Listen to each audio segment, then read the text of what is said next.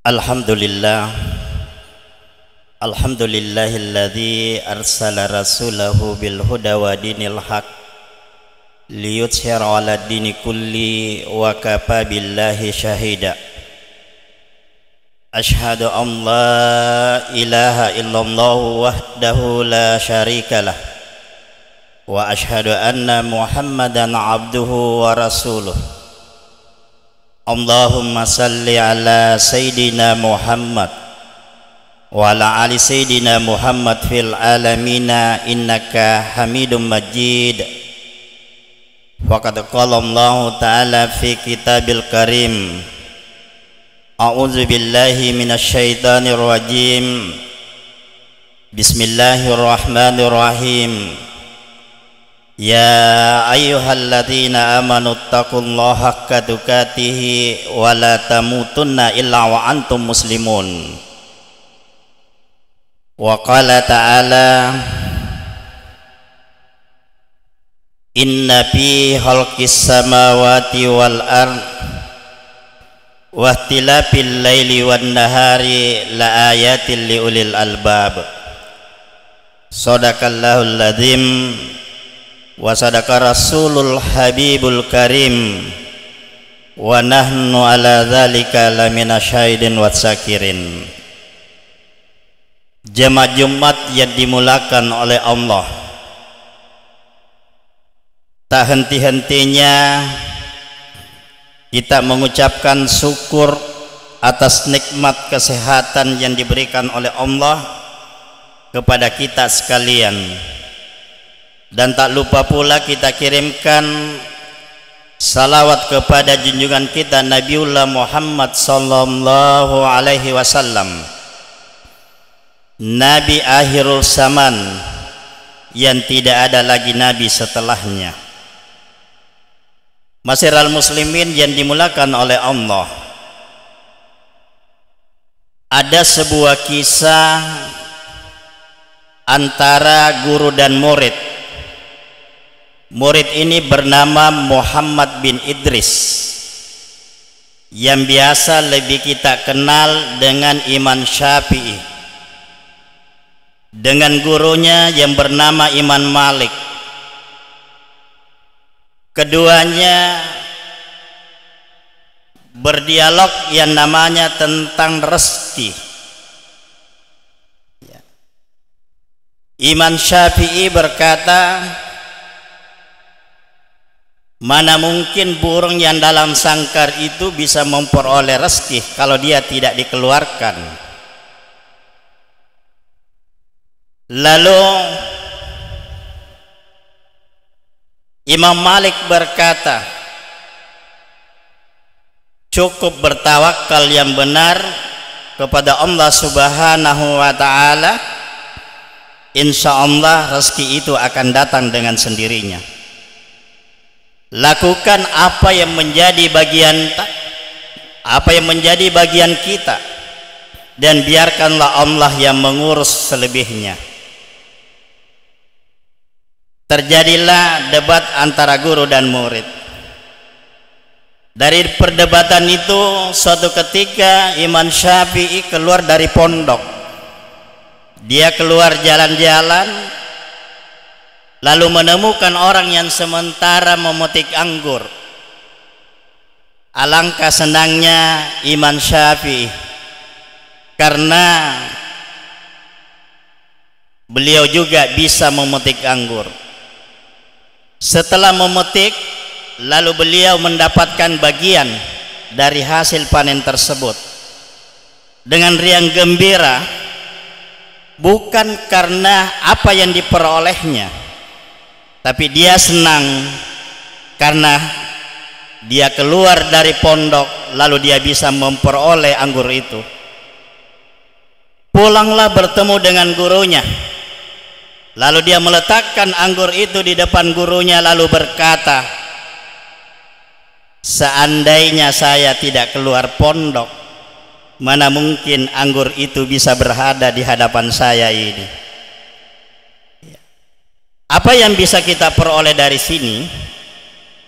Imam Syafi'i punya keyakinan harus ada usaha. Dengan usaha yang kita lakukan, maka insya Allah rezeki itu akan datang. Dengan santainya sang guru mengambil anggur tersebut lalu memakannya sambil tersenyum dan mengatakan kepada Imam Syafi'i, alhamdulillah, seharian ini saya tidak pernah meninggalkan pondok. Saya hanya mengerjakan tugas saya sebagai seorang guru. Lalu di dalam hati saya ada keinginan ingin memakan anggur. Lalu hari ini di depan saya engkau datang membawakannya. Bukankah ini juga sama yang saya katakan, bahwa sesungguhnya cukup kita bertawakal yang benar kepada Allah Subhanahu wa Ta'ala, maka rezeki itu datang dengan sendirinya. Dua pendapat ini semuanya adalah benar. Seorang profesor yang bernama Profesor Haji Nasution mengatakan, ketika seseorang mengatakan benar, yang lainnya juga mengatakan benar, maka ini yang disebut dengan kebenaran ganda. Tapi sesungguhnya kebenaran sejati itu hanyalah datangnya dari Allah Subhanahu wa Ta'ala. Dalam bahasa Bugis mengatakan, aku tanah koritul laloe apejepu koripun nabolai. Bertanyalah engkau kepada yang berjalan, kamu akan bisa menemukannya dalam dirimu sendiri. Masyiral muslimin yang dimulakan oleh Allah Subhanahu wa Ta'ala, suatu ketika ada seseorang bertanya kepada ustaz, ya ustaz, kira-kira amalan apakah yang terbaik kami lakukan sehingga rezeki ini mengalir dengan sendirinya? Maka sang ustaz itu berkata, kamu bertawakal kepada Allah dan kamu juga berjuang untuk memperolehnya. Apa yang terjadi? Ternyata sang ustaz memadukan keduanya. Selain bertawakal yang benar kepada Allah Subhanahu wa Ta'ala, sangat penting juga kita adalah berusaha. Lalu seorang ulama besar namanya Puan Rasi dari Salemo, yang biasa kita kenal dengan Puwali Salemo, mengatakan begini, kalau engkau ingin memberikan apapun dari dirimu sendiri, siapapun yang engkau berikan, apakah kepada istrimu, anakmu, saudaramu, atau siapa saja yang kamu temui, bila engkau ingin memberikan sesuatu, bacalah ayat Al-Quran, yaitu surah As-Sad ayat 54. Inna haza la rizquna ma lahu min nafad, yang artinya inilah rezeki dari kami yang tidak ada habis-habisnya. Tidak ada habis-habisnya. Siapa yang memberikan? Bukan kita, tapi yang memberikan itu adalah Allah Subhanahu wa Ta'ala. Lalu yang kedua, apapun yang kamu terima dari orang lain, apakah itu istri dan anakmu, maka juga berdoalah kepada Allah, semoga rezeki yang kita terima itu juga berberkah, sesuai biasa yang kita lihat di dinding-dinding kita, ayat 1000 dinar. Sering kita membacanya tapi jarang mengamalkannya. Dalam surah At-Talaq ayat 2 dan 3 dikatakan, wa may yattaqillah yaj'al lahu makhraja wa yarzuqhu min haitsu la yahtasib. Inilah rezeki yang datangnya tak disangka-sangka dari berbagai penjuru yang kita tidak tahu dari manapun datangnya. Begitu hebatnya ketika kita mengamalkan Al-Quran. Mari menjadikan Al-Quran ini sebagai pedoman dalam hidup kita. Dengan mempedomani Al-Quran, insya Allah akan membawa keberkahan buat kita sekalian. Sebagai penutup dari khutbah ini, dua hal itu ketika kita amalkan, inna haza la rizquna ma lahu min nafad, wa may yattaqillaha yaj'al lahu makhraja wa yarzuqhu min haitsu la yahtasib. insya Allah Tuhan akan mengalirkan rezeki yang tak disangka-sangka dari berbagai pun datangnya kepada kita sekalian. Masyiral muslimin yang dimuliakan oleh Allah Subhanahu wa taala, dengan Al-Qur'an memberikan kita petunjuk, karena petunjuk itu sebagai jalan yang terbaik buat kita sekalian.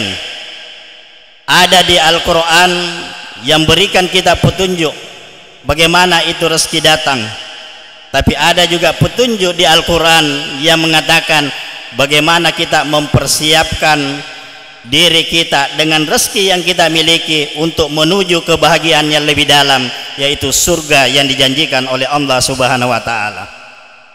Kita tidak tahu kapan diri kita ini akan dipanggil oleh Allah, karena sesungguhnya yang namanya kematian itu adanya hanya menunggu yang namanya giliran. Maka saatnya ketika tiba kita sudah siap untuk menghadapinya. Allah memberikan kita ujian, harta tahta, bahkan wanita menjadi ujian buat kita, anak-anak kita juga adalah ujian. Kalau kita bisa melalui semua ujian ini, maka insya Allah kita akan bisa selamat sampai yang kita dambakan, yaitu yaumil qiyamah nanti. Dan paling terakhir adalah dengan bacaan Al-Quran, semoga kita semuanya diterangi di dalam kubur kita nanti. Ada seorang sahabat Nabi, yaitu di masa hidupnya selalu membuat Nabi tersenyum. Begitu semua orang sudah pulang, Nabi minta izin kepada sahabatnya, pulanglah duluan, nanti saya belakangan. Dan apa yang terjadi? Nabi diberikan keistimewaan oleh Allah untuk mendengar percakapan malaikat dengan sahabatnya ini yang dikubur. Apa yang terjadi? Begitu ditanya, siapa nabimu? Maka dia meminta mengulanginya sampai 3 kali. Begitu yang ketiga kalinya dia mengatakan, jangan keras-keras, sesungguhnya orang yang kamu sebut itu masih ada di atas kubur ini. Begitu cintanya kita kepada Rasulullah sallallahu alaihi wasallam. Barakallahu li lakum fil Qur'anil Karim wa nafani wa iyyakum bima fihi minal ayati wa dzikril hakim wa taqabbala minni wa minkum tilawatahu innahu was-sami'ul alim.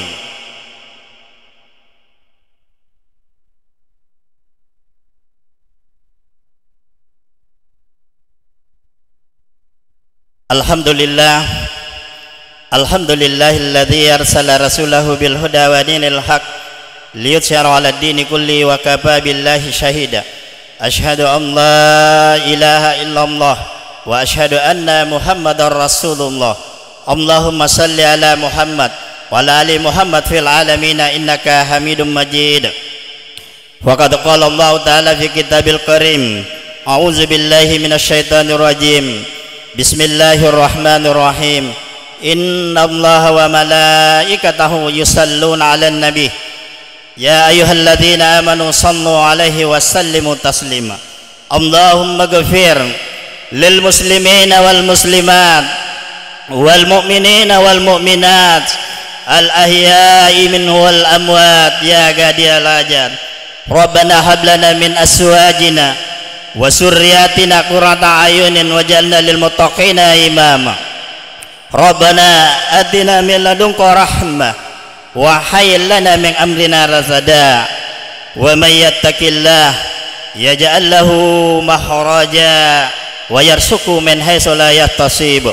Rabbana atina fid dunya hasanah wa fil akhirati hasanah wa qina adzabannar.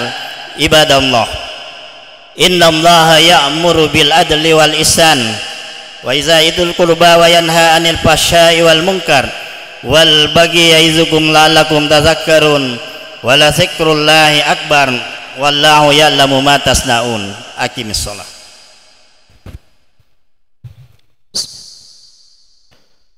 Allahu akbar, Allah